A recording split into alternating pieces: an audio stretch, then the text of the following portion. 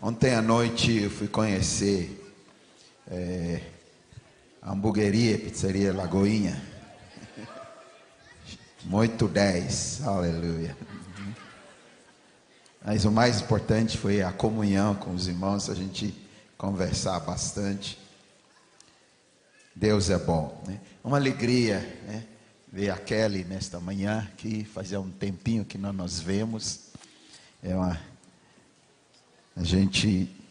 Nossas histórias são misturadas de anos, fazem parte, Kelly, Luciano, família, da minha história, bem peculiar, minha história no Brasil, que é peculiar, e Deus permitiu que eles fizessem parte dessa história, né? Então são muito queridos, amamos muito vocês.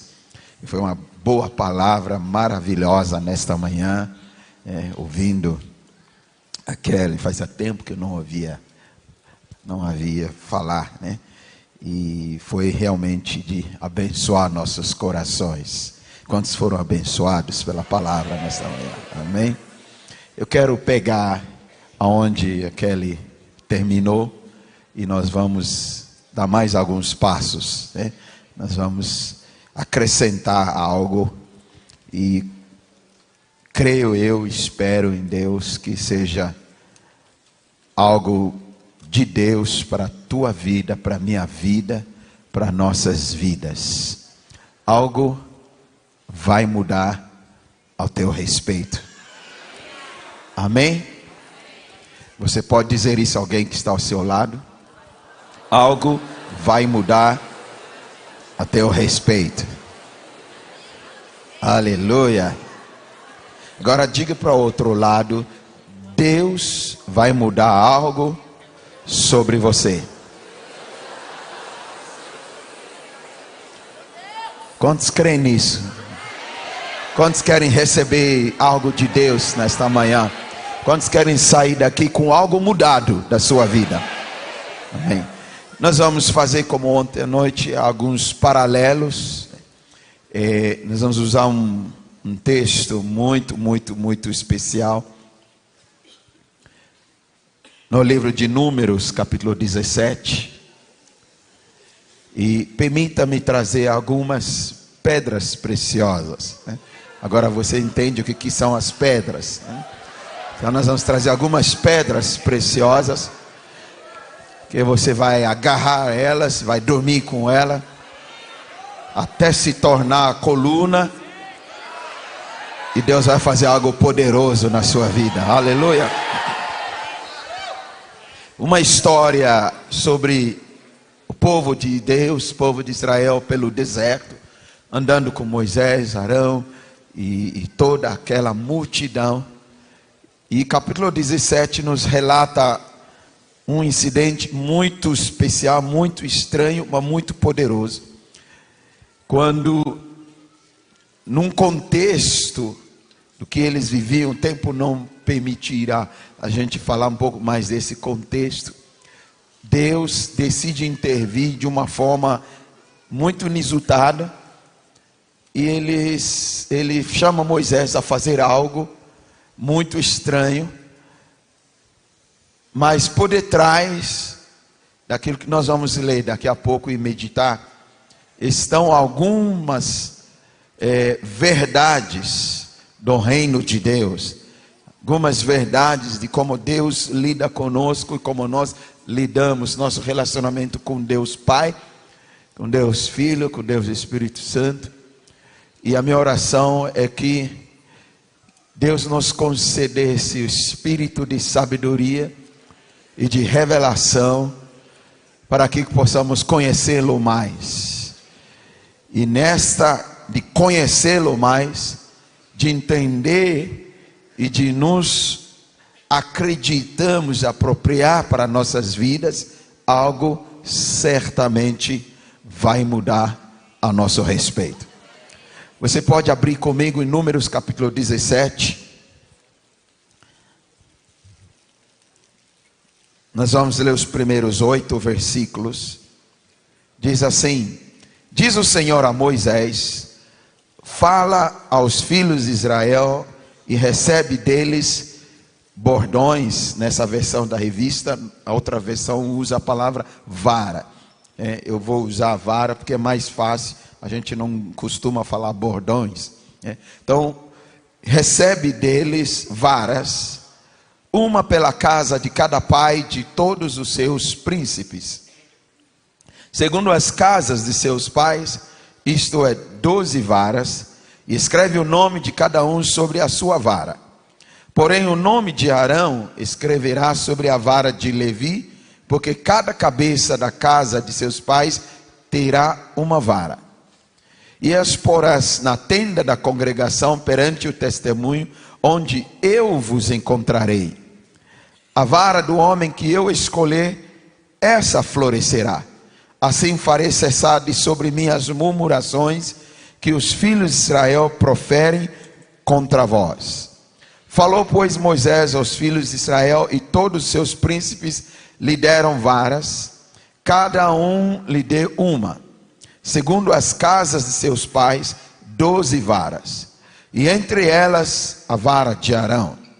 Moisés pôs essas varas perante o Senhor na tenda do testemunho, e no dia seguinte Moisés entrou na tenda do testemunho, e eis que a vara de Arão pela casa de Levi brotara, e tendo achado os gomos, produzira flores e dava amêndoas. Somente até aqui. Depois Deus pediu que deixasse essa vara de Arão dentro da arca da aliança. Havia já o pote com o maná e as tábuas da lei, e aí se incluiu a vara de Arão, que serviria como testemunho, como memorial, para todas as gerações. Lembra-se, nós falamos de memorial ontem, Então a vara de Arão. Aqui o que estamos vendo que tinha acontecido, o povo tinha passado por algumas situações, e sempre quando eles passavam por alguma situação um pouquinho adversa, provocava algumas reações, comportamentos, atitudes, e uma delas muito forte era as murmurações. Eles reclamavam, murmuravam, resmungavam, questionavam, criticavam. E isso foi por muitas vezes. Nós vamos falar um pouquinho sobre como esse comportamento ainda de vez em quando se manifesta em nós. E numa dessas vezes, no capítulo 16, tinha tido uma intervenção de Deus em relação a Corá e seus amigos, numa situação de confronto, uma situação de afronta contra a autoridade de Moisés, contra os princípios estabelecidos por Deus, e eles tinham sido mortos de uma forma muito trágica.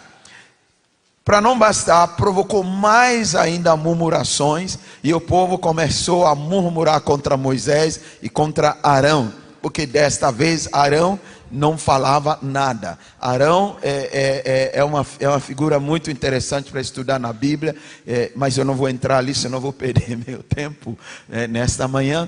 Mas Arão era para falar por Moisés, e depois ele começou a falar pelo povo, e ele teve que passar algumas adversidades difíceis, quando ele até perdeu filhos, e ele aprendeu a não falar e ficar em silêncio. E quando ele fica em silêncio, o povo se levanta contra ele e começa a murmurar, a criticá-lo juntamente com Moisés. E Deus diz: essa murmuração não é somente contra vocês, Moisés e Arão, mas também contra mim. Então eu vou fazer algo para remover essas murmurações por dentro do povo. E então Deus instrui a Moisés o que fazer. Ele diz: pega de cada tribo, de cada casa dos seus pais, uma vara que representaria cada um dos líderes, os cabeças das casas dos pais das tribos. Faz menção à paternidade, mas eu não vou entrar nisso, mas haviam pais sobre eles.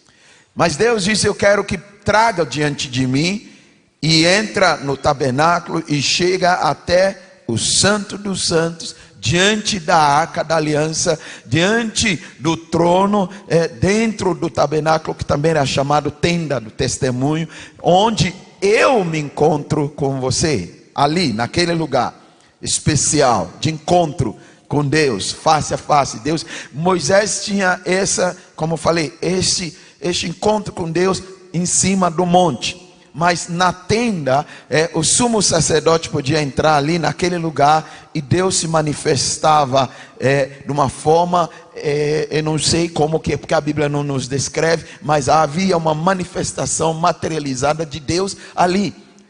E Deus diz: coloca essas varas, 12 varas, cada uma representando a tribo, a casa dos pais e os cabeças dessas casas, dessas tribos, as pessoas.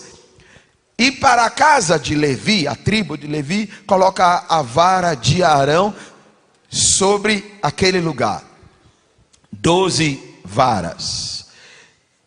Era um povo que era acostumado a andar com vara, né? Pela profissão deles, eles se tornaram pastores. Então eles trabalhavam com vara. Essa vara, numa extremidade é um cajado, numa outra extremidade é pontada, chamava de vara. Então Moisés tinha a sua vara, que era como um pastor de ovelhas, quando ele ficou foragido do Egito 40 anos, ele casou-se e começou a cuidar dos rebanhos do seu sogro, e ele trabalhava, então andava com um cajado. E aquele povo, Moisés, Arão, todos eles cuidavam. Mais tarde eles eram escravos, quando eles saíram da escravidão, começaram a aprender a cuidar de rebanhos. Então eles andavam com essas varas, os homens.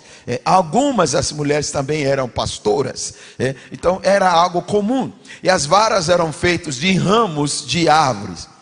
Se limpa, trata o ramo, fica bem esticadinho. Às vezes não tinha a extremidade curvada, mas era usado como cajado e usado como vara. E eles andavam com isso. Lembram-se quando Deus se manifestou a Moisés na sarça ardente, né? Deus fez algum sinal até através da vara de Moisés. Ele diz: joga a sua vara no chão. E Moisés colocou a vara, jogou, e a vara virou uma serpente. E Deus diz: agora pega pela cauda. Ele pegou e aí endireitou-se e virou vara de novo.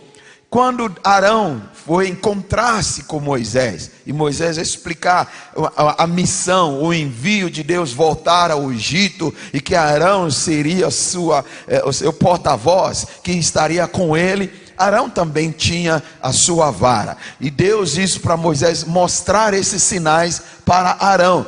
E aí Moisés fez demonstração dos sinais para Arão.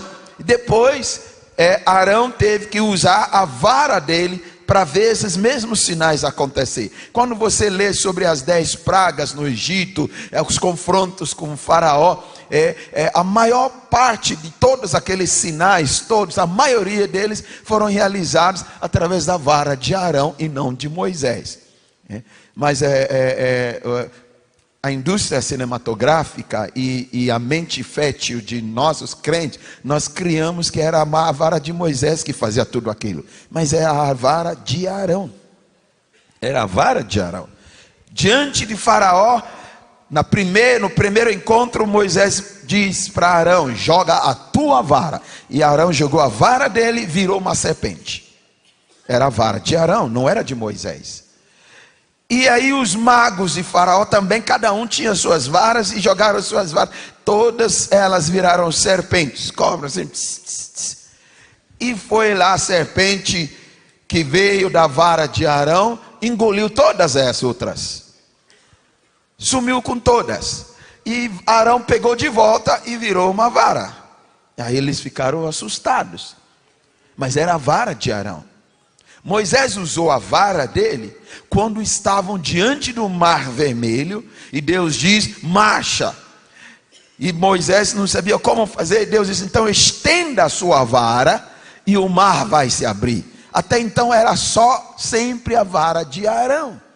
E Arão, portanto, tem a sua vara, e Deus diz: traga a vara de Arão, Só que algo interessante, Deus pediu que escrevesse os seus nomes das pessoas que estavam sendo representadas pelas suas varas, que escrevessem seus nomes, cada uma sobre a sua vara, e apresentasse diante. Algumas verdades por detrás disso. Porque naquela época, naquela dispensação, ninguém podia entrar na presença de Deus, senão o sumo sacerdote, uma vez por ano. Eles não podiam. Então algo teria que entrar ali representando-os. E nesse caso específico, eram as varas com os nomes inscritos, representando-os. Mas na nova aliança, na dispensação da graça, nós não precisamos de algo nos representar na presença de Deus. Nós não precisamos de algum objeto para deixar ali na presença de Deus. Nós não precisamos que alguém vá lá no meu lugar me representar. Nós todos podemos nos apresentar diante dele sem representação. Você tem livre acesso à presença dele. Deus, na nova aliança, em Cristo Jesus, nos aceitou todos nós, e nós podemos chegar ali. A palavra de Deus diz: podemos chegar ao trono da graça e alcançar graça no tempo oportuno. Nós todos temos acesso pleno e constante à presença de Deus. Aliás, não é num lugar específico onde ele está, e eu vou lá, eu vou ter acesso à sua presença, embora ele se manifesta em alguns lugares. Na realidade, Deus quer que eu entenda que a presença dele está dentro de mim 24 horas, e eu estou ali com ele sempre. É uma presença muito especial. Muitos de nós conhecemos a presença passiva. Existe a presença passiva. Deus está em todo lugar, Deus está aqui, Deus está... Mas não há uma interação. E existe a presença ativa, onde eu saio daquele lugar de passividade e eu começo a ter uma interação com a presença de Deus. Algo vai acontecer ao teu respeito, vai mudar algo a partir desse dia. Eles poderiam então ser representados ali. E Deus diz: eu vou fazer algo, e a vara que eu escolher vai florescer. Deixaram as 12 varas, representando cada um deles, Arão também. E no dia seguinte, quando Moisés volta e puxa as varas, ele percebe algo, e ele tem que mostrar isso para todo o povo, que a vara de Arão tinha brotado, inchado de gomos, florescida e produzida amêndoas, tudo numa só vez, num só dia. E Deus estava usando aquilo como uma manifestação do que ele faz com a vara que ele escolher. Naquela época, algumas coisas aconteciam bem contrário da nossa dispensação. Eles tiveram que se apresentar, fazer coisas, obedecerem todas as regras, praticar todas as leis, ter toda a performance, para aí Deus escolher. Então o que Deus diz? Tragam as varas, e a vara que eu escolher, e eu quero terminar com as murmurações. Na nova aliança, no Novo Testamento, na pessoa e somente na pessoa de Jesus, é o contrário. Nós não produzimos, nós não fazemos alguma performance, nós não temos que obedecer todas as leis e praticar todas as regras e todos os princípios. E isso vai dar nó em algumas pessoas aqui nesta manhã, porque nós pregadores estamos muito acostumados de sempre trazer princípios. 5 princípios para mudar a sua vida. 7 princípios para ter uma família bem-sucedida. E aí nós sempre trazemos cartilha, né? Se você fizer isso, fizer aquilo, aí Deus vai agir na sua vida. Isso é velha aliança. Amém? Isso é velha aliança. Velha aliança, se você fizer assim, aí Deus vai se agradar de você, e Deus vai escolher você, e Deus vai te abençoar. Jesus já cumpriu tudo isso. Nele, quando eu estou nele e ele em mim e eu acredito nele, eu não preciso mais produzir nada.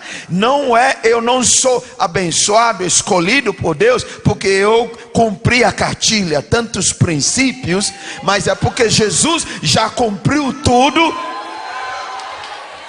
e eu sou escolhido nele.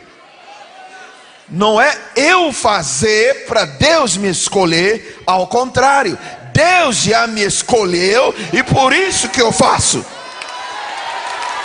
Amém? Jesus diz: não fostes vós que escolhestes a mim, eu vos escolhi para que vá e deis fruto. Não é você produzindo, dando fruto, que me faz escolher você. Ele diz: não, eu já escolhi você e por isso você vai dar fruto. Aleluia. Por isso você vai dar, porque você já foi escolhido. A Bíblia diz: dos que ele de antemão conheceu, ele os escolheu. Você já foi escolhido. Aleluia. Em Cristo Jesus, você é a escolha de Deus. Mesmo que você não produziu nada, e você não vai precisar produzir coisa alguma, você tem que compreender a sua posição em Cristo Jesus, acreditar nisso, e isso que vai gerar o resultado na sua vida. Na vida cristã, na nova aliança, não é o trabalho, não é a performance, não é o esforço que leva você a ser vitorioso. É a sua entrega, é a sua rendição e exercer a fé em Cristo Jesus. É isso que produz resultado na nossa vida. A pastora Kelly falou da árvore produzir fruto sem esforço nenhum. E justamente isso. Mas nós fomos ensinados que eu tenho que me empenhar, eu tenho que me esforçar. De uma certa forma é maravilhoso, de uma certa forma sim, existe um empenho, existe um esforço, existe algo que eu faço. Mas não é por eu fazer que faz Deus agir na minha vida. Amém? É por Deus agir na minha vida, é por Deus já ter me abençoado, que eu produzo isso. É contrário. É por o Espírito Santo estar na minha vida, e Ele me conduzindo, e Ele me guiando, que vem o fruto. Não é por eu produzir, que aí o Espírito Santo vai agir na minha vida. Você quer ver um exemplo? Efésios 1 diz: já fomos abençoados com toda a sorte de bênção nas regiões celestiais. Você já foi abençoado. Diga: eu já fui abençoado. Diga: eu já sou abençoado. Deus já me abençoou. Amém. Sabe o que significa isso? Significa que Deus não está preparando uma bênção para você. Ele está preparando você para a bênção.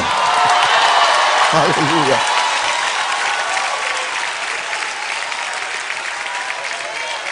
Ele está preparando você para a bênção.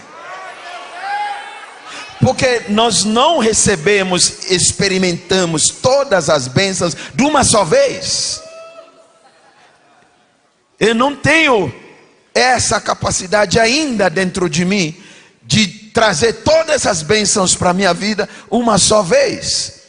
Então a ação do Espírito Santo, por isso que ele veio, é trabalhar dentro de mim para que eu possa experimentar tudo que Deus tem para a minha vida. Mas não porque eu vou fazer algo para que Deus depois me abençoasse. Deus não está esperando você apresentar algo para Ele te abençoar. Ele já te abençoou em Cristo Jesus. Todas as bênçãos lemontantes de Abraão já foram liberadas sobre você. Deus já abençoou você. Ele já abençoou suas finanças. Ele já abençoou seu casamento. Ele já abençoou sua vida. Toda a sorte de bênção. Só que na minha vivência eu não estou experimentando na plenitude todas essas bênçãos. Mas não é porque agora eu preciso fazer algo para Deus olhar para mim e Ele vai me abençoar. Ao contrário, Deus já me abençoou. E o que eu preciso é entender, ter uma revelação, acreditar e me apropriar para que essa bênção se torne real. Ela já é minha. Você já é abençoado por Deus. Você já é escolhido por Ele. Mas na velha aliança, Deus diz: vocês vão fazer primeiro e eu vou escolher. A velha aliança, você vai produzir primeiro, você vai obedecer primeiro, você vai me amar primeiro e eu vou te amar. Essa é a velha aliança. Amarás o Senhor teu Deus de todo o coração. É a velha aliança. Na nova aliança, Deus diz: eu amo você primeiro e depois você vai me amar. Aleluia. Deus diz: eu te capacito primeiro e você vai produzir. Deus diz: eu te torno a minha justiça. Você já é aceito primeiro e depois você vai viver como filho amado. É bem contrário. Só que Paulo diz que até hoje, quando é lida a velha aliança, há um véu sobre muitos. Nós vamos ler esse texto daqui a pouco. Porque muitos de nós estamos na nova aliança, mas vivendo como se fosse na velha aliança. Nós estamos em Cristo Jesus, mas vivendo como se eu tenho que obedecer todos os mandamentos, regras, leis e princípios, segundo eles, para eu poder alcançar. E nós não estamos entendendo. E Paulo diz: muitos ainda estão com véu sobre a mente e sobre o coração, mas quando se volta para Jesus, este véu é removido. E todos nós, com o rosto descoberto, contemplando como num espelho, somos transformados pelo Espírito Santo que nos habita, de glória em glória, porque onde está o Espírito do Senhor, ali há liberdade. Nós vamos aplicar esse texto no final. Mas o que Paulo está dizendo? Que na nova aliança, em Cristo Jesus, na nova criação, vocês vão ter um workshop sobre realidades da nova criação. Na nova criação, existe uma nova ordem. Tudo é novo. É uma nova criação, é uma nova aliança, é um novo mandamento, é uma nova vida, é uma nova natureza. Tudo é novo. Não é mais a natureza pecaminosa que nós carregávamos de Adão. Isso já foi morto em Cristo na cruz. Há uma outra natureza dentro de você. A natureza divina. Pedro diz: Deus nos tornou co-participantes da sua natureza divina. Há uma natureza incorruptível dentro de você. Há uma natureza de santo dentro de você. Deus diz: você já é santo. Eu já te santifiquei pelo sangue do meu filho. Mas muito crente, não, é bom, é verdade, mas eu não sou tão santo. Pois é, eu quero te dizer, você é tão santo como Jesus. Você é tão filho como Jesus. Você é tão justo como Jesus. Porque Ele te fez justo. Ele acreditou, Ele imputou, Ele colocou sobre você a justiça dele, a santidade dele, a filiação dele, e você se tornou como Ele. Só que isso, não estou vivendo isso. E por isso o Espírito Santo vem fazer uma obra dentro de nós. Ele vai me transformando de um degrau de glória para outro degrau de glória. Cada vez mais vou resplandecendo a glória que já é de Jesus, que está dentro de mim. E eu vou me aparecendo cada vez mais com a mesma imagem, Cristo Jesus. Essa é a obra do Espírito Santo dentro de nós. Naquela época não tinha isso. Não tinha essa obra do Espírito Santo. Eles tinham que trazer as varas e deixar ali na presença de Deus. No dia seguinte, a vara que Deus escolher, algo vai acontecer com ela. E Deus estava lidando com murmuração. Só que eu percebo que a murmuração não tem nada a ver com leis, com princípios, com velha aliança, com nova aliança. A murmuração tem a ver com o ser humano, com algumas raízes, alguns fundamentos que temos errado.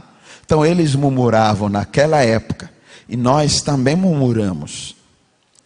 E a carta aos Hebreus e a carta aos Coríntios diz: eu estou escrevendo vocês para que não caia no mesmo pecado de murmuração. O que é murmuração? Murmuração é resmungar. Murmuração é uma demonstração de insatisfação com algo. Só que nem sempre verbalizamos. Ficar para dentro, resmungão. Essa é a murmuração. É crítica. É insatisfação. É resmungo. Eu não sei porque que Deus não faz comigo. Eu não sei porque que Deus não faz. Olha lá, outro lá saiu com outro emprego. Meu Deus do céu. Eu estou aqui, faz tempo que não vem outro emprego. Estou jejuando, estou orando, eu não ganho esse emprego. E outro lá, olha lá, faz 2 anos que veio ali na Lagoinha, já está cantando lá no púlpito, lá na frente. Eu não estou cantando, faz tempo, eu estou ainda, isso aqui. Outro lá, esses dias começou, já está dando aula, e eu não estou dando aula de nada. Aqui não tem, né? Glória a Deus.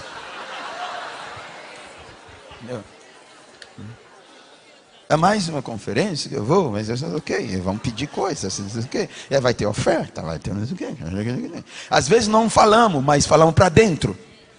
E às vezes nossa mente voa assim rápido, e é murmuração, porque a murmuração está dizendo que algo está errado com o que Deus faz.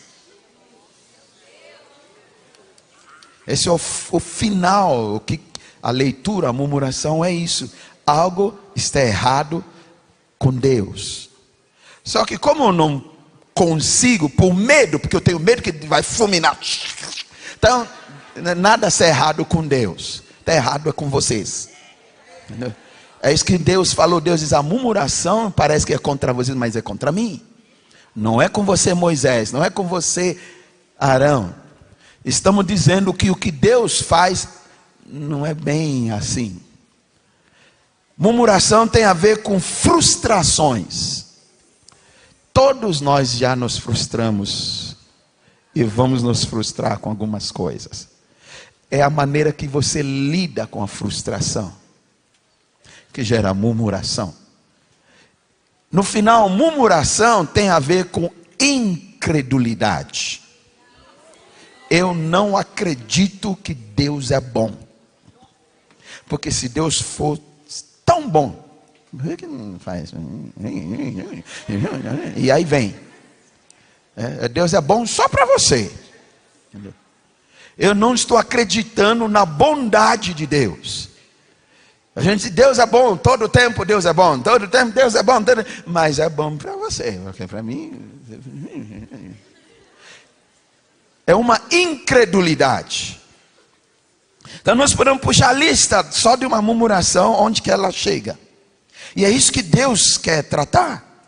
Porque tanto na velha aliança como na nova, a incredulidade nos impede de experimentar o que Deus tem para nós. Se algo que vai me impedir de experimentar, não de Deus me abençoar, porque Ele já me abençoou, mas me impedir na minha própria vida de experimentar o que Deus tem para mim, chama-se incredulidade. A incredulidade é uma raiz que começa lá desde Adão. Quando Adão não conseguiu acreditar no que Deus diz. É uma raiz. E que nós precisamos tratar com esta raiz. Ela desemboca em muitas coisas. Murmuração, frustração, doenças emocionais, desequilíbrios emocionais. Tem tudo a ver com o que e em quem você acredita. Você entender muito bem isso. Até para perdoar, você precisa exercer fé. Você sabia disso? Marcos 11, quando Jesus amaldiçoou a árvore. Ele diz, tenha fé, exerça a fé em Deus. E ele explica como que funciona a fé. Se tiver fé no teu coração e não duvidar, falarás com essa montanha e vai... E aí ele não termina onde nós terminamos. Mas Jesus não termina. Nós só terminamos aqui. Tudo que você crê, orando, que recebestes, já vai receber. E ponto final. Mas Jesus não terminou. Ele diz, e ainda quando estiver orando, perdoa quem tiver algo, quando você tiver algo contra alguém. Ele está falando sobre fé. E ele diz, eu tenho que perdoar. Numa outra ocasião, Jesus ensinando sobre perdão, Pedro diz, então aumenta a minha fé. Não há como eu experimentar, praticar, sem ser via a fé.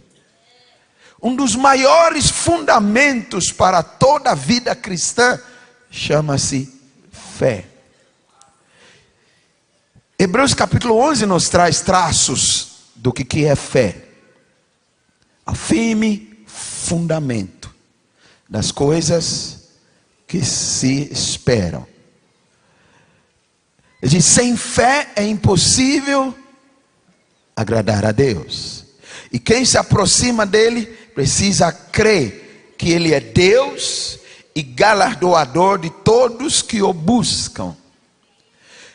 E o meu justo viverá pela fé. Pela graça sois salvos mediante a fé. Se há algo que precisa desenvolver na minha vida, que eu preciso, se eu tiver que me dedicar, é a minha fé, não a minha performance. Não quantas coisas eu consigo realizar e fazer, princípios para cumprir. Você pode, e eu já ensinei muito isso, muitos anos na minha vida, e eu achava que era. Só que você vai chegar a um ponto que você vai se frustrar. Você vai chegar a um ponto que as coisas não vão funcionar. Parece que está funcionando, mas vai chegar a um ponto que não vão funcionar. Aí entra em crise, aí entra em conflito, e aí murmura. A única coisa que eu preciso trabalhar, se eu tiver que trabalhar, é a minha fé. Paulo diz, eu lutei a boa peleja da fé, guardei a fé, terminei a carreira, e se ficou algo, foi a fé. todas as outras coisas vão passar. Aliás, ele diz que há 3 coisas só que permanecem. Tudo vai passar. Dons vão passar. Só que às vezes a gente parece que gastamos mais tempo com os dons. Ele diz, tem profecia, vai passar. Só que a gente interpreta 1 Coríntios 13 como se fosse é lá no céu. Quando chegar lá no céu, aí passa tudo isso e vai ficar as 3 coisas: a fé, a esperança e amor. Lá no céu você não vai exercer fé. Quem que te diz que é lá no céu? Lá no céu você não vai exercer esperança. Esperança que se vê, Romanos diz, não é mais esperança. Você já viu? Você já chegou lá? Por que você vai exercer esperança? Esperança do quê? Cristo em nós é a esperança da glória. Mas agora já estou lá na plenitude da glória. Não tem mais esperança. Então ele está falando daqui. Ele está falando de maturidade. Ele diz, quando eu era criança, quando eu era menino, eu pensava como menino, eu falava como menino, e eu agia como menino. Mas quando eu passei para adulto, maturidade, eu deixei as coisas de meninice e comecei a andar direito como uma pessoa matura. E Paulo diz para alguns, eu não consigo vos escrever como amaduros, eu ainda tenho que vos escrever como meninos na fé, porque ainda há reclamação, porque ainda há questionamento, porque ainda há inveja, porque ainda ele está falando como que nós continuamos sendo crianças na fé. E a maturidade, um crente maduro demonstra pela sua fé, esperança e amor incondicional. Quanto mais você cresce nisso, você está ficando maduro. Não é quanto mais você flui. Eu gosto, eu fluo. Alguém nesta manhã, Deus tocou enquanto estávamos orando, adorando. E você vai conferir isso. Dores nesse lado, no osso, ou nos músculos, na junta, forte, desapareceu. E outros com problemas ósseos, Deus já tocou em você nesta manhã aqui. Mas eu só estou usando esse exemplo, e eu sei porque o Espírito Santo me deu o sinal disso. Que parece que a gente se encanta mais com isso, a gente se dedica mais. Eu quero ver isso acontecer. Deixa eu te dizer algo, eu quero te ajudar nessa conferência, como um irmão mais velho, um pouco mais rodado, que já bateu a cabeça em tanta coisa. Você não precisa bater a cabeça. Se você tem que desenvolver algo na sua vida, uma das coisas é o fundamento da fé. Acreditar. Será que eu acredito mesmo no que Deus disse? Para eu dormir com aquilo lá, eu tenho que acreditar. Será no que eu estou acreditando? Quando vem as situações, onde está a minha fé? Jesus contou uma parábola de orar sem cessar, mas ele termina dizendo: achará o Filho do Homem quando vier fé. Se há algo que você e eu precisamos se dedicar, é desenvolver a fé. A fé cresce, tem níveis. Ela começa como uma semente, mas ela cresce. E é isso que tem que ser, se eu tiver empenho, acreditar. Quanto mais eu estou crescendo em Cristo Jesus, mais fé eu tenho. Leia em Atos, fala dos homens cheios de fé, homens de fé. Eles acreditam. Então a fé é o oposto da murmuração. De eu acreditar que não importa o que está acontecendo em minha volta, nas circunstâncias da minha vida, o que eu sinto, o que eu não sinto, Ele está comigo. Ele é por mim, e se Ele é por mim, quem será contra mim? E mesmo que eu não vejo, Ele está à minha frente, e eu não preciso ver e sentir para andar com Ele, porque o justo anda com Ele mediante a fé.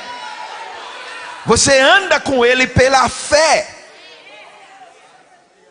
E quando há murmuração, que gera frustração e complicação e resmungo e crítica, eu estou demonstrando incredulidade. Mas não tem problema, nós todos estamos ainda crescendo na fé. Então vai ter momentos de incredulidade, mas Jesus não vai me reprovar por um momento de incredulidade. Ele vai me fortalecer para crer nele. Ele chega para Tomás e diz: você não acreditou, mas eu venho para você ver e tocar. Agora você vai acreditar, Tomás. Mas muito melhor, mais bem-aventurados são aqueles que não vê e não tocam, mas creem. Creem. Mas creem. Certa vez, os discípulos, de verem tanto Jesus fazer, chegaram para Jesus e fizeram uma pergunta. Eles disseram: Senhor, mestre, o que devemos e precisamos fazer para realizarmos as obras de Deus? A mentalidade dele é: tem que fazer, eu tenho que realizar. O que mais estou precisando? E Jesus sentou com eles de uma forma muito simples. Ele disse: a obra de Deus é essa, que creiais naquele que Ele enviou. O quê? Eu não preciso fazer nada para realizar? Jesus diz: não. A obra de Deus é você crer naquele que Deus enviou. Quando eu creio, vai gerar a obra de Deus. A fé é o que é acompanhada por obras, e não a obra acompanhada por fé. É colocar os carros na frente dos bois. Ele diz: fé sem obras é morta. Assim como o corpo sem espírito é morto. Só que o corpo não é mais importante do que o espírito. O espírito vive eternamente. O corpo sem o espírito já era. As obras vão e vêm, mas sem fé não é nada. É a fé que deve ser acompanhada por obras.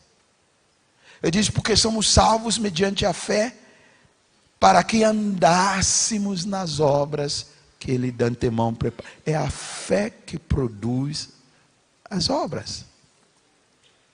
Só que muitas vezes nós estamos andando, dizendo que estamos andando em fé com Deus, estamos na nova aliança, mas nós queremos produzir a obra. Deixa eu te dizer algo: não é o quanto você jejua, não é o quanto você ora. E eu sou um homem de oração, quem me conhece sabe disso. E eu sou que nem Paulo, oro mais em línguas do que todos vocês aqui. Mas não é porque eu oro em línguas tantas horas que Deus age. Me custou para aprender isso. Porque eu vi Deus agir em dias que eu não orei nada. Você já viu Deus agir assim? Eu vi Deus agir num dia que eu estava ruim para chuchu. Eu vi Deus tocar pessoas, e aí que algumas pessoas se enganam. Eu vi Deus fazer grandes milagres quando eu tinha acabado de pecar. Você já passou por uma situação assim? Então, quem te mandou dizer que não, quanto mais que você se santifica, você faz, que Deus vai operar? Não, Deus faz por amor. é por amor. Só que nós nos enganamos e outros caem no outro extremo. Então eu vou aprontar, que Deus vai fazer.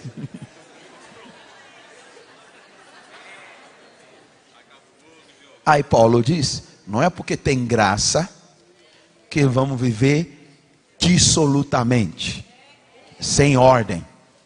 12 na Bíblia muitas vezes fala sobre ordem divina. O número 12, existe uma numerologia bíblica. Número 3 fala de uma ação sobrenatural. No terceiro dia, terceiras vezes, 3 pessoas. Sempre que você vai ver isso na Bíblia, você vai ver acompanhado com uma ação sobrenatural.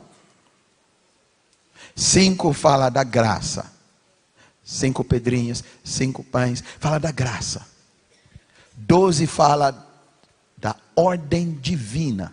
Deus diz: traga 12 varas. Existe uma ordem divina. Não porque é a graça de Deus, não porque é amor incondicional, então eu vou andar em desordem. Só que não é o meu andar em ordem que faz Deus me escolher. Isso é velha aliança. Deus diz: a vara que eu escolher, depois que apresentar, eu vou mostrar o que eu faço com a vara que eu escolher. E eu tenho uma boa notícia para você, para mim, para todos nós. Em Cristo Jesus, nós já somos varas escolhidas. Jesus diz: eu sou a videira verdadeira e vós sois. Diga para a pessoa: você é como uma vara. E já foi escolhida. Agora, o que Deus faz com a vara que Ele escolhe? O que Deus faz com a pessoa que Ele escolher? Esse é o mais empolgante desse texto. O que Deus faz com você que Ele já escolheu? Você não é candidato para ser escolhido ainda. Nós não estamos fazendo um desfile para ser escolhido para o próximo nível. Você não está apresentando performance para ser escolhido por Deus escolher você, e Deus vai derramar. Isso era na velha aliança. Deus vinha depois para escolher. Ele vinha depois escolher Davi, depois escolher não sei quem depois. Mas quando você vai para a nova aliança, Ele não está escolhendo, Ele já escolheu. Em Cristo Jesus, Ele não está escolhendo alguém para sentar no trono. Você já está em Cristo Jesus, assentado no trono. A Bíblia diz isso. A Bíblia diz em Efésios 2: nós fomos ressuscitados da nossa morte, dos mortos, dos nossos delitos, e em Cristo Jesus estamos assentados com Ele na glória, acima de todo poder, potestade, principado. Você já está lá. Romanos, Paulo diz: se morremos com Cristo, vivemos também com Ele pela sua ressurreição, e reinamos em vida com Ele. Você já foi escolhido rei, você já foi escolhida rainha. Não é como Esther, que tem que apresentar para ser escolhida. Você já é escolhida.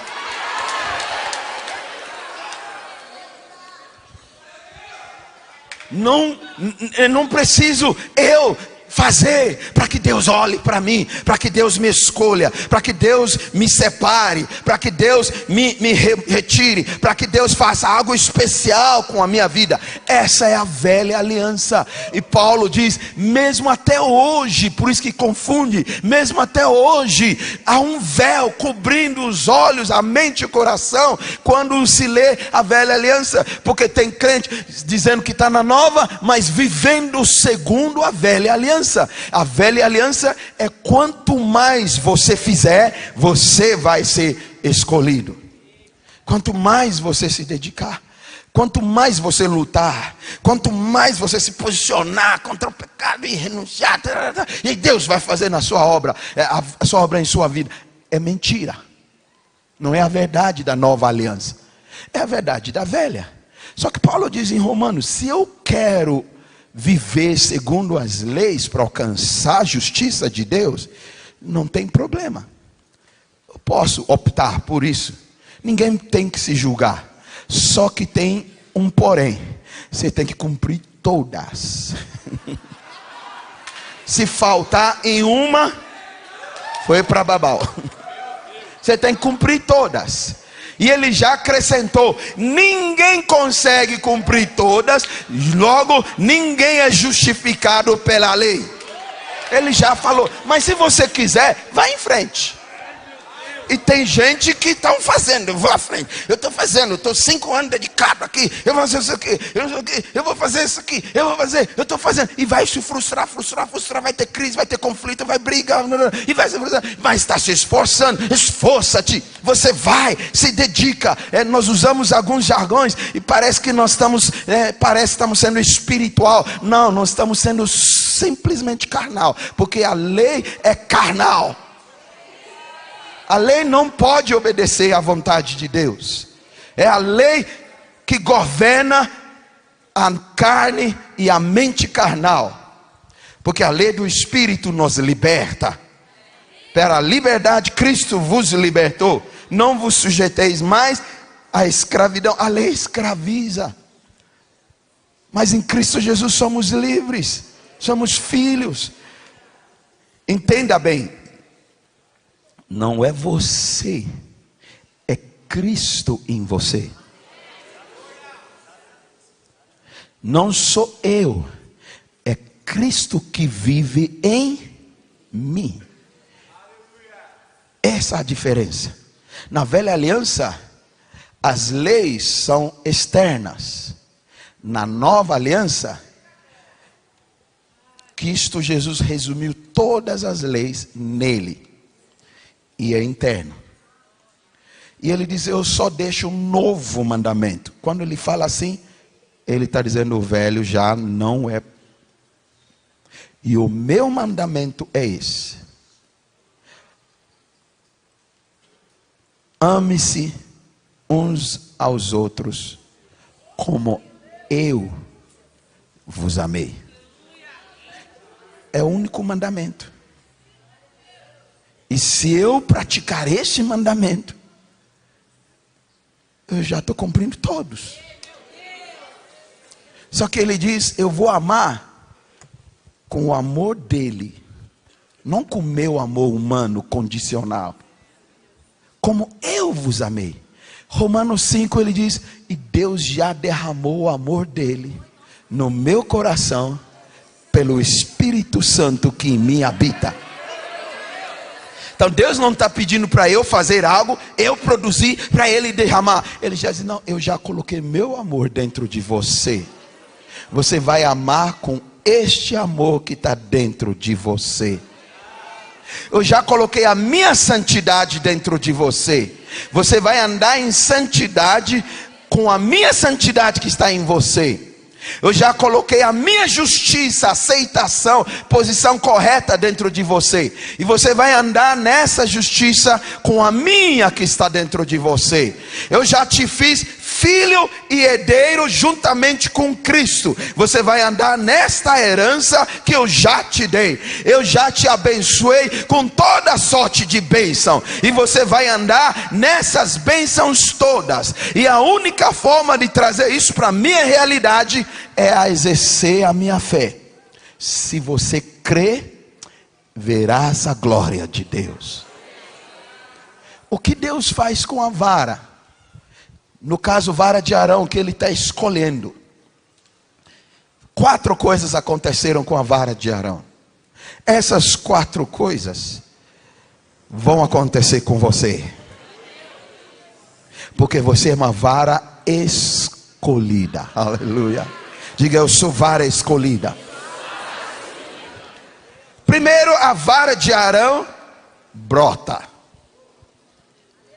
Porque você é escolhida em Cristo Jesus.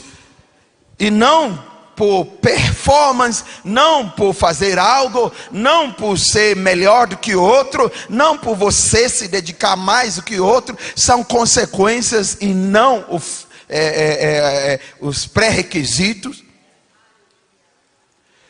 Você brota. Onde quer que você vá e você é plantado, você brota. Porque Deus já escolheu você. Só que essa é a ação do Espírito Santo.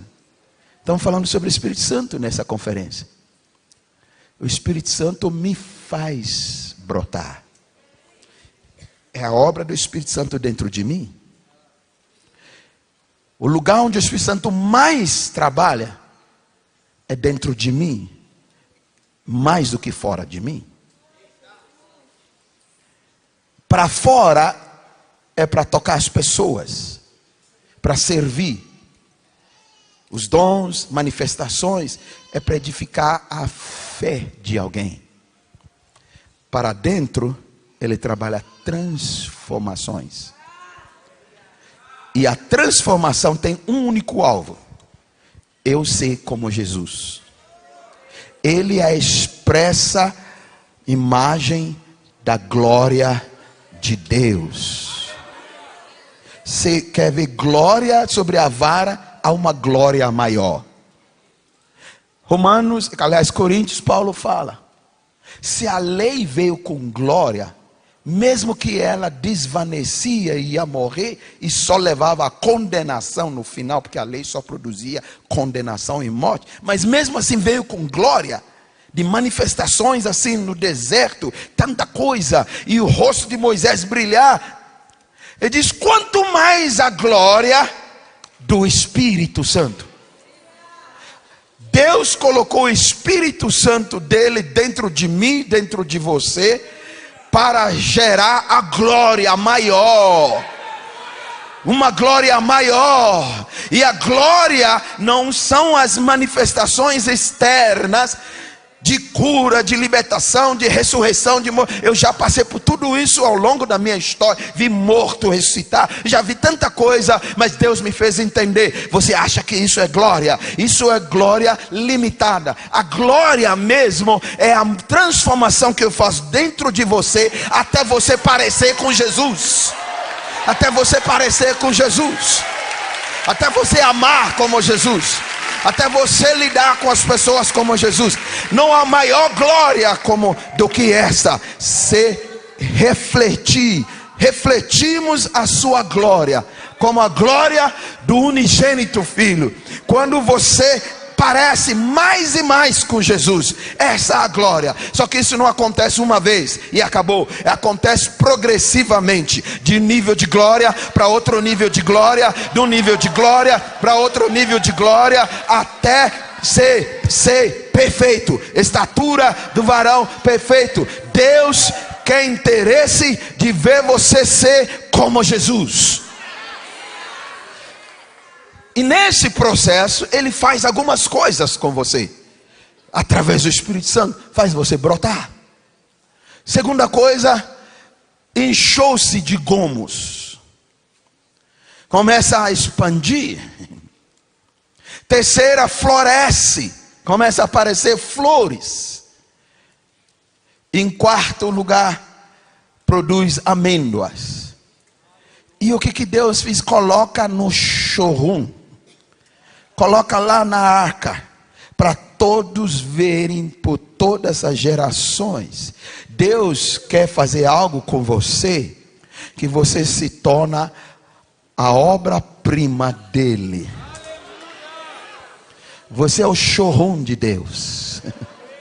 Para as pessoas verem o que Deus faz com quem ele escolhe.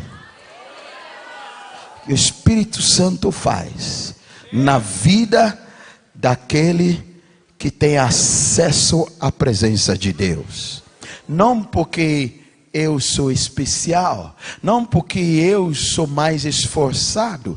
Sim, eu vou me esforçar, mas não é o pré-requisito, é consequência do que eu já estou estou lá em Cristo Jesus. E isso produz autodisciplina, que é um dos gomos do fruto.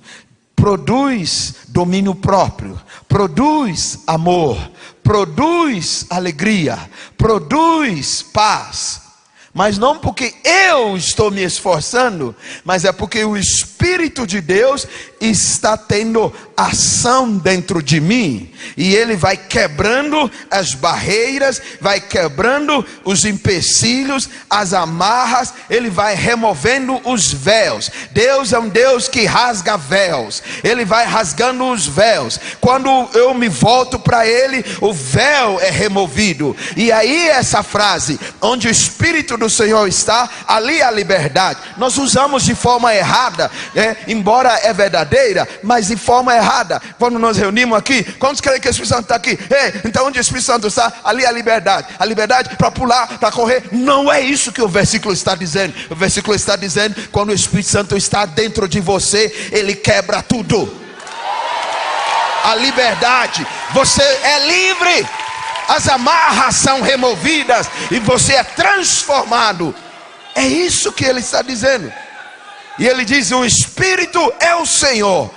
E ele faz isso dentro de nós. Ele faz você brotar, florescer, produzir gomos e dar fruto. Ele faz a sua vida ser uma vida frutífera. Eu preciso terminar. Quando ele usa amêndoas, ele quer falar algo especial. Por que amêndoas? Aparecer amêndoas sobre a vara de Arão. Deus quer chamar atenção para algo. Poderia ser figo. Se for figo, é outra coisa. Por que amêndoas? Amêndoa na Bíblia é usado como símbolo para algumas coisas. Eu vou dar 3 delas. Primeiro, amêndoa. Deus mandou, quando Moisés foi construir o candeeiro que ia ficar no santo lugar, que teve que encher com azeite, não deixar nunca a lâmpada se apagar.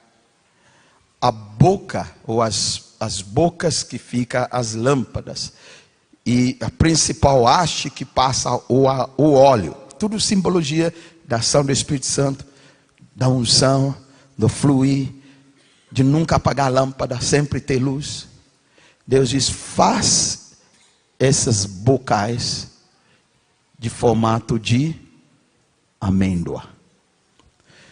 Quando aparece amêndoa, Deus está fazendo eles lembrar: o que eu faço com a vara escolhida? Eu derramo meu azeite, eu derramo o meu espírito.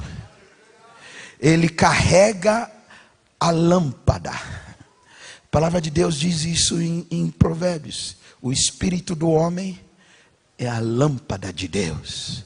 Deus põe uma lâmpada dentro de você. O que Deus faz com aquele que Ele escolhe? Ele coloca o Espírito do próprio Deus dentro de você. Segunda coisa da amêndoa, Deus dá uma visão para Jeremias no capítulo 1. Nós falamos um pouco disso ontem. E Jeremias estava titubeando: será que sou eu? Deus, eu sou pequenininho, eu não posso ser esse profeta para as nações. Eu sou uma criança. Deus, não diga que você é criança, você vai falar o que eu colocar na tua boca. E Deus deu uma visão para Neemias. E Deus perguntou: o que você está vendo, Neemias? Jeremias, aliás. Jeremias diz: eu vejo um cesto cheio de amêndoas. Capítulo 1 de Jeremias. Deus diz: vistes bem, porque eu, Deus, velo sobre a minha palavra para fazê-la cumprir. E Deus usa a figura das amêndoas para dizer: eu tenho um compromisso com o que eu disse e eu vou cumprir. O que Deus faz com a pessoa que Ele escolhe, Ele vai mostrar através de você que Ele é um Deus fiel, que Ele cumpre a sua palavra. É o que Deus está mostrando para Arão. Arão estava no pior momento da vida dele. Todo mundo contra ele. Tinha perdido filhos. Terra abriu, engoliu vivos os filhos. Caiu fogo, queimou eles por comportamento contrário às leis. E ele tem que ficar. Porque nas outras vezes que ele falou, foi pior. Quando ele falou, em vez de falar por Moisés e por Deus, foi o bezerro de ouro. E muita gente morreu. E a outra vez que ele falou, foi lepra sobre Miriam. Agora Arão, no pior dos piores, ele não murmura, ele não reclama. Eu não sei o que está acontecendo comigo. Né? Eu acredito no que Deus diz para a minha vida. E Deus diz, eu velo sobre a minha palavra para cumprir. Terceira aplicação de amêndoas. Naquela região, tinha muitas árvores frutíferas. E uma delas é a amendoeira. Mas a amendoeira é a primeira árvore frutífera que brotava depois do longo e tenebroso inverno. É a primeira. Quando a amendoeira brotava, todo mundo sabia que o inverno tinha acabado. Todo mundo. Nos Estados Unidos, eles têm um bichinho, um animalzinho, que fica lá na cova, lá no buraquinho. E o inverno forte, terrível, inundando tudo o inverno, e neve. E eles vão lá para ver como que é o comportamento do bichinho. O bichinho põe a cabecinha para fora e põe para dentro. O inverno vai continuar rigoroso. O bichinho põe a cabecinha para fora, o focinho, e sai pulando. É televisado nacional. Tem todos os jornais internacionais, CNN, todo mundo. Porque quando o bichinho sai, é notícia de que o inverno está chegando ao fim. No caso deles, é amêndoa. Quando Deus faz brotar amêndoa, Ele está dizendo, Arão, o teu inverno chegou ao fim.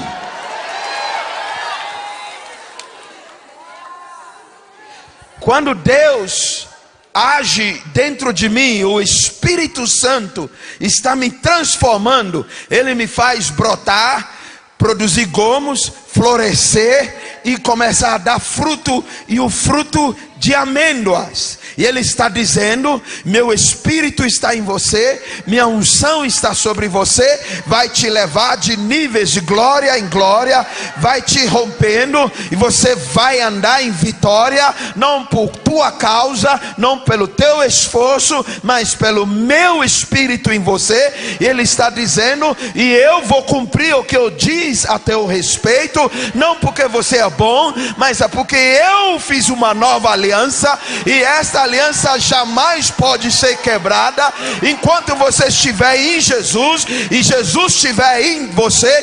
Tudo que pedirdes crendo, você receberá, para que a tua alegria seja maior. Eu vou cumprir, e ainda você tem que saber que o seu inverno infernal, rigoroso, já chegou ao fim. Já acabou, moça.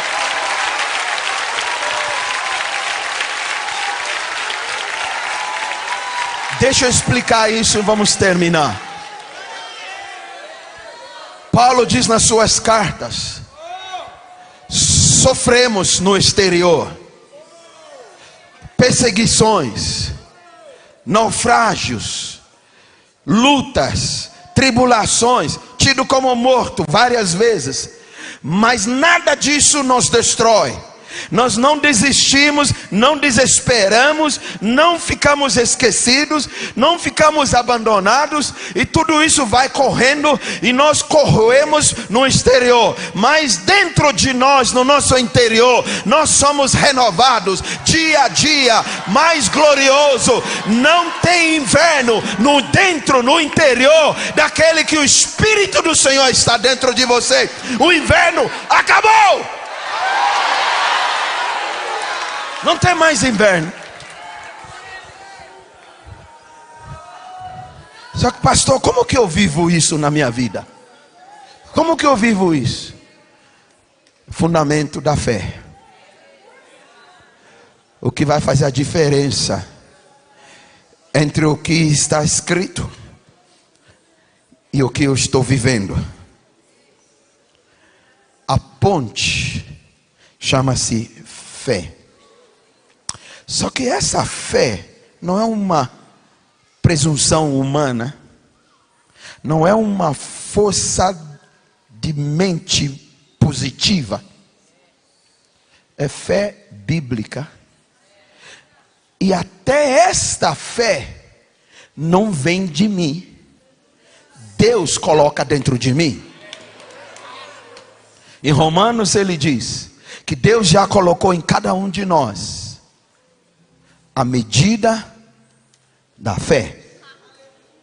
Em Romanos ele diz: e a fé vem por ouvir, e ouvir o que Deus diz. Em Gálatas ele diz: e quando veio a fé, nós saímos debaixo da lei de escravos e passamos a ser filhos de Abraão, porque veio a fé. Só que Paulo está chamando esta fé que veio de uma pessoa chamada Jesus. Ele é a fé. No momento que você recebe, a fé de Deus está dentro de você. Agora eu preciso deixar essa fé tomar-me, dominar-me, crescer, influenciar-me. Quanto mais eu ando mediante a fé, quanto mais eu acredito, não nas coisas, não nos eventos, não nas circunstâncias, não da forma como eu penso e eu acho, mas eu acredito no que Ele diz e quem Ele é. Quanto mais eu experimento o que Ele diz e quem Ele é na minha vida, o que me faz receber é pela fé. Nós recebemos tudo mediante a fé. Muitas pessoas Jesus curou, muitas pessoas tocando, outras tocando nele, outras Jesus dando um comando, mas houve muitas outras, e João diz que não cabe tudo que Jesus realizou. Eles só colocaram poucas páginas, porque o que ele realizou, se for para escrever, não terá livro suficiente no mundo inteiro. Então Jesus é muito mais coisa do que nós imaginamos. Para muita gente, Jesus dizia assim: a tua fé te curou. Você nunca vai encontrar em todos os relatos Jesus dizer: é o meu poder que te curou. Embora liberou poder.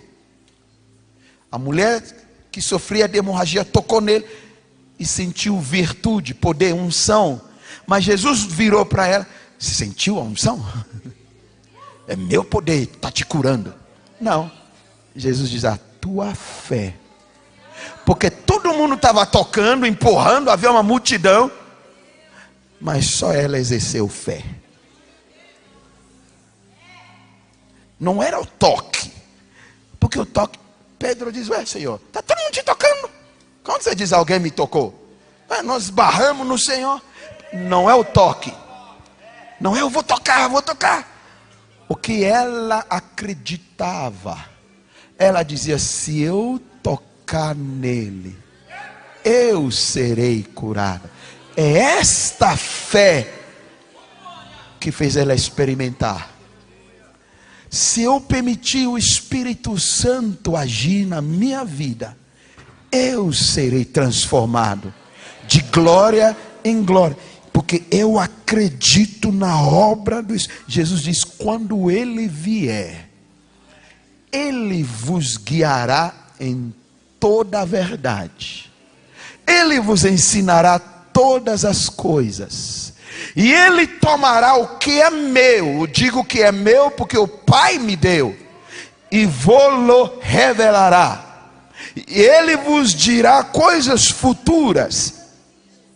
Coríntios, ele diz: o Espírito Santo é quem conhece a mente de Deus e o coração de Deus, e Ele nos revela essas coisas.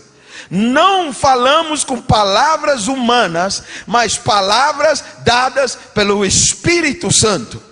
E ele termina dizendo: o Espírito, quem fala pelo Espírito Santo e é guiado pelo Espírito Santo, julga todas as coisas, e ele não é julgado por nada e por ninguém, porque nós temos a mente de Cristo. Onde está essa mente de Cristo? Está no Espírito Santo que está dentro de você.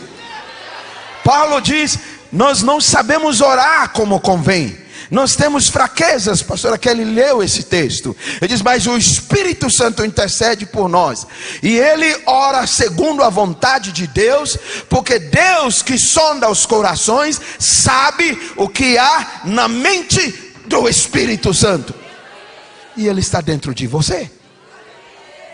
A questão é se você vai se submeter, render, entregar-se pela fé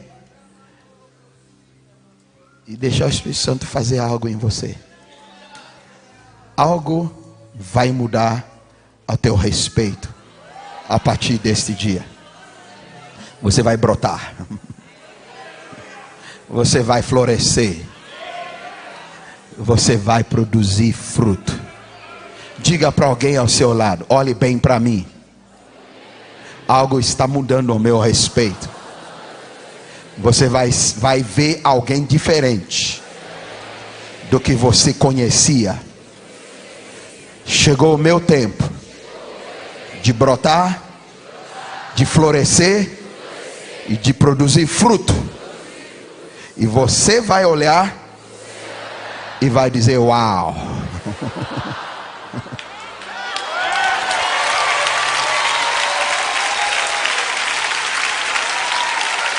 Aleluia! Deus diz: eu quero mostrar o que eu faço com aquela vara que eu escolhi. Deus quer mostrar no seu showroom o que Ele faz em você, que é escolhido por Ele através da ação do Espírito Santo. Ele transforma você de um grau de glória para outro degrau de glória, e mais ainda, mais glória, mais brilho, mais resplandecer, mais resplendor, mais honra, mais amor, mais graça, mais parecido com Jesus, mais e mais e mais pelo Espírito que está dentro de você. Porque Ele já te escolheu, Ele colocou o Espírito dele. Você é escolhido através de Cristo Jesus. Vamos colocar-nos em pé.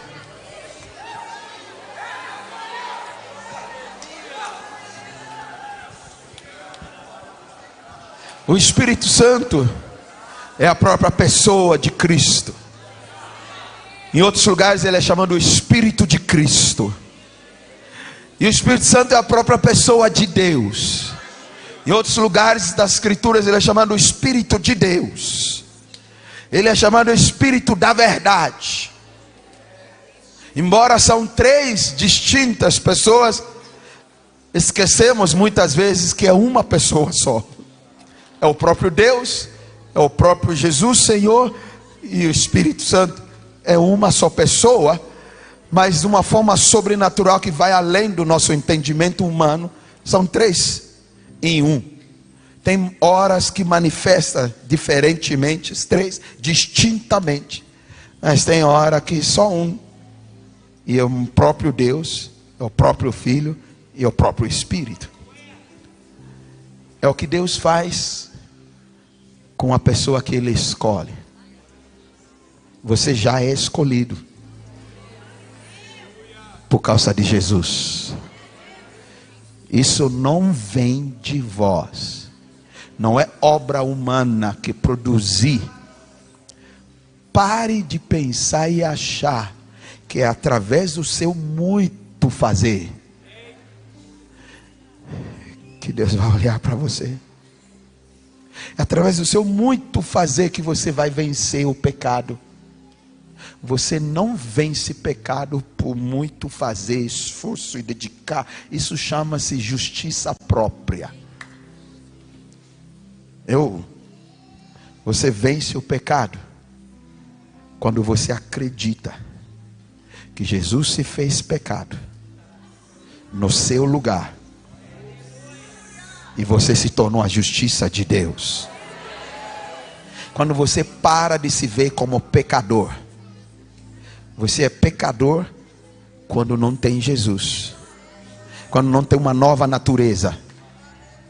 Mas quando entra a natureza nova, a natureza de Deus, você não é mais pecador.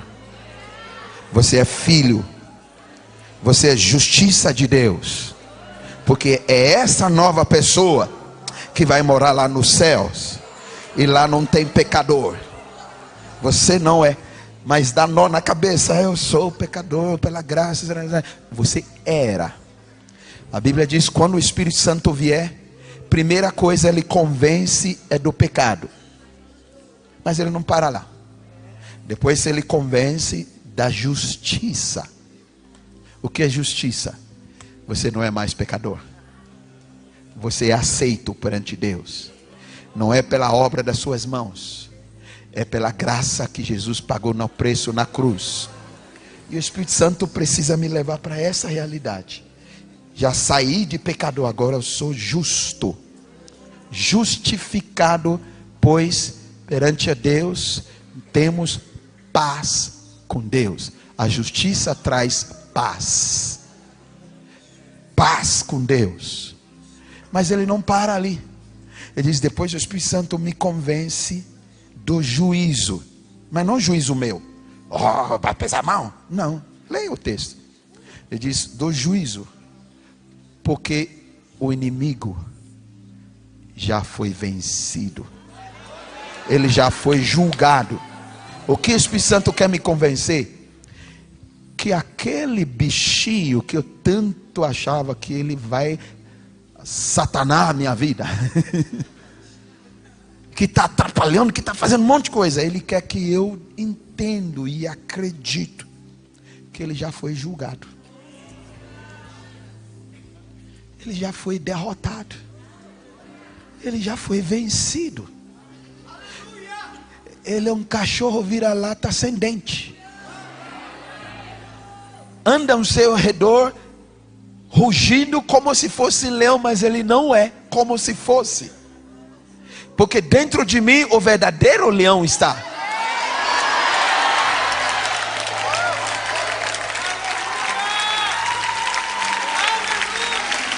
Aleluia. Por isso João, na sua epístola, ele diz: filhinhos, eu vos escrevi para que sabeis vós que já vencestes o mundo. Porque maior é aquele que está em vós do que aquele que está no mundo. Eu escrevo para que não pequeis. Mas se pecar, você tem um advogado junto ao Pai. Mas eu quero que você entenda antes disso, que você já venceu. Porque o Cristo que está em você, Ele é vencedor. Então você pode vencer o pecado, mas não porque você está se esforçando para vencer o pecado, mas é porque você está acreditando que você é justo. É porque você está acreditando que você é santo. É porque você está acreditando que o Espírito Santo mora em você. Porque você está acreditando que é maior aquele que está aqui do que está no mundo. E quanto mais eu acredito nisso, e eu declaro isso, e eu me posiciono isso, eu vou experimentar isso. E o pecado não tem mais domínio sobre você. Mas ao contrário, a gente tenta vencer aquele pecado. Essa é a velha aliança. A velha aliança você tem que sempre fazer. Você tem que sacrificar algo para poder ter perdão. Você tem que matar um animal todo dia. Você tem que fazer. Na nova aliança, já foi o sacrifício uma vez por todas. Ninguém vai oferecer mais sacrifício, não. Jesus já ofereceu. E o sacrifício dele ainda vale até hoje. Uma vez por todas, eu já fui perdoado de todos os meus pecados, passados, presentes e futuros. Ele já fez provisão, e o pecado não vai me dominar. A mentira do diabo que me faz submeter-me à escravidão do pecado. Eu sou livre. Onde há o Espírito de Deus, há liberdade. O pecado não me domina. Você é livre. E o Espírito Santo vai te gerando glória dentro de você. De glória em glória. Isso é o que Deus faz com a vara que Ele escolhe. Mas Ele não está esperando para ver quem que vai ser apto para ser escolhido a vara. Eu vou escolher fulano que eu vou manifestar minhas bênçãos da vida dele. Não. Deus já derramou toda a sorte de bênção. Ele quer fazer algo dentro de você que te prepara para o nível maior de bênção. Porque Ele já abençoou. Você pode levantar suas mãos ao Senhor nesta tarde, início da tarde. A vida cristã vitoriosa não é quanto o trabalho, meu esforço, minha performance, minha dedicação, meu labor, meu labutar, mas sim o quanto eu me entrego em fé, o quanto eu acredito, o quanto eu me rendo. A Bíblia diz que quem tem fé entra no descanso do Senhor. E quando ele entra no descanso, ele cessa de trabalhar. Não tem como eu exercer fé e descansar no Senhor e trabalhar. São duas coisas opostas. E se eu estou trabalhando, é porque eu não entrei no descanso, que é o propósito da fé. A fé não me faz ficar sentado, cruzar os pés, cruzar os braços, não faço mais nada. Não, ela gera descanso aqui.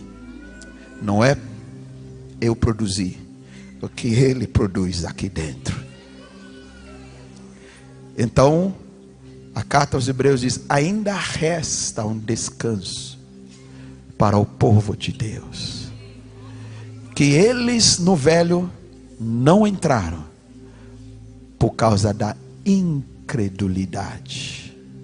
Portanto, tenha cuidado de não passar pelas mesmas coisas que eles passaram. Porque a mesma palavra que vos é pregado foi lhes pregado, mas não receberam e nem misturaram com fé. Portanto, tenham cuidado de não receber e fazer as coisas sem acreditar. Porque ainda Deus quer te colocar num lugar de descanso nele, onde cessa o seu trabalho e você desfruta o que Ele já trabalhou. Algo vai mudar a teu respeito.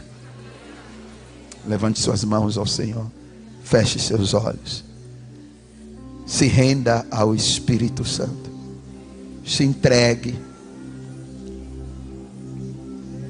decida viver na nova aliança, na nova criação, na nova natureza, no novo mandamento, na nova vida, despojar-se do velho e se revestir do novo, que é criado segundo a imagem de Cristo. Essa é a ação do Espírito Santo dentro de você. Decida se render ao Espírito Santo. Ele veio fazer algo maravilhoso dentro de você. Mais do que fora, é dentro. Ele quer te transformar de um nível de glória para outro nível de glória. Isso é o que Deus faz com o homem que Ele escolhe. E em Cristo você já é escolhido. Senhor, nós te louvamos nesta hora. Nós te bendizemos porque Tu és bom. A Tua bondade e a Tua misericórdia nos acompanham e nos seguem todos os dias. Perdoa-nos as nossas murmurações, nossas reclamações, nossas resmungões, nossas insatisfações, nossas rebeliões ocultas, secretas lá dentro. Na realidade, perdoa-nos a nossa incredulidade. E nós nos rendemos ao Teu Espírito, o Espírito que vivifica a palavra, e ela deixa de ser letra, passa a ser vida. E essa vida em nós produz vida, transformação. O Senhor quer manifestar a Sua glória em nós, glória sobre glória. A Tua palavra diz que a glória da última casa é maior do que a primeira. A primeira casa é feita por mãos humanas, mas a segunda, última casa é feita no Espírito, no coração, pelo Espírito Santo. E a Sua glória é muito maior. Deus, queremos refletir esta glória.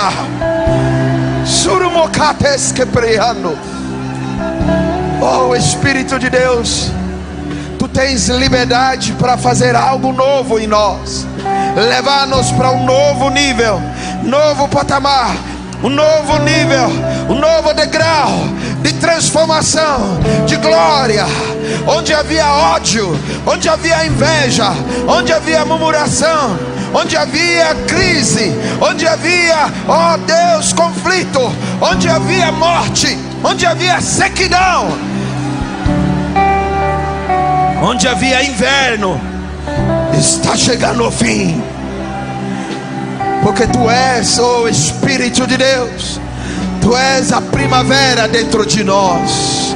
Por onde fluem as águas do rio, tudo brota, tudo floresce. E quando o Espírito está fluindo dentro de mim, não há mais inverno, a primavera, tudo floresce, tudo brota, tudo produz fruto.